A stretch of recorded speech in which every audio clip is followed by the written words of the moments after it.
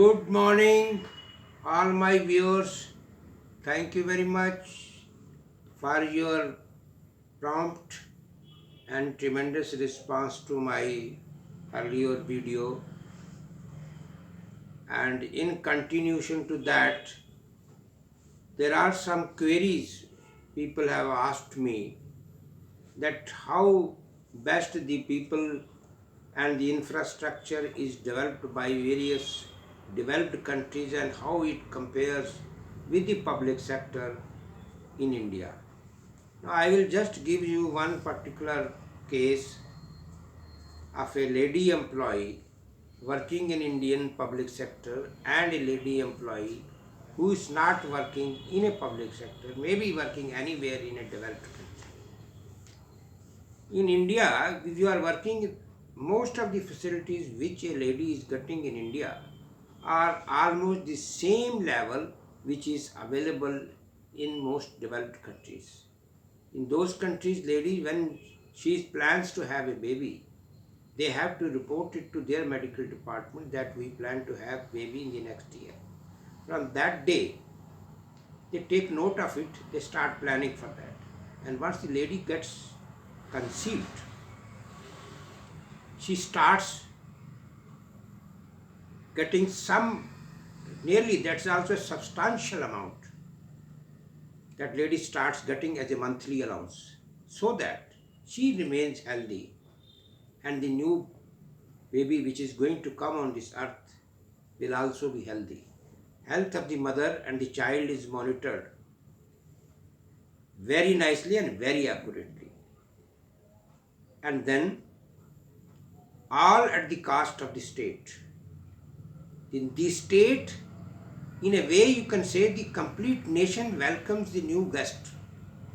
They spend money and the lady is never asked for any money for all that. And once, every time when then they will monitor the health and everything, the newborn baby comes, then the lady gets some fixed additional allowance to look after that baby.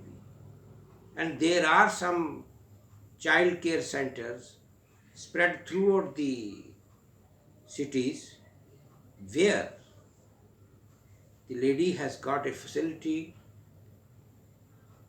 to hand over the child, and that center, they call it a child care center, wonderful center, well equipped with all the facility. She has not to bother for anything for that child. That center will look after the child as if as a mother looks after. And then they will charge depending upon the income. There is a nearly 70% discount they give to that lady so that even the poorest to poorest salaried person also can also put that child where that proper medical care is there, fooding is there, his diet is fixed, and some sort of games, sports, toys, everything is available where the child is looked after and brought up like a VIP. And now, when the child goes to the school, when the child can be there for up to 4 or 5 years, and when the child starts going to the school, there also the child is looked after. More or less, exactly on the same pattern, these public sectors are also most of the public sector have provided the same type of facilities in the public sector. Beautiful building, well-trained people, and all these people are looking after the child. And the child is brought up. Even in India, there they have to give little more money. But here everything is free of cost. Feeding of the child is free of cost. The looking after is free of cost. And the lady gets minimum 2 hours of. We encourage in India breastfeeding. How will the child will be breastfed, if the mother is not available? She gets an off, at least 2 to 3 times she can leave her workplace and go to the crèche breastfeed, and at the end of the day, they provide all the facility where she can take her child and go back to her house. And all these facilities, and I can challenge, these facilities are available only in the public sector.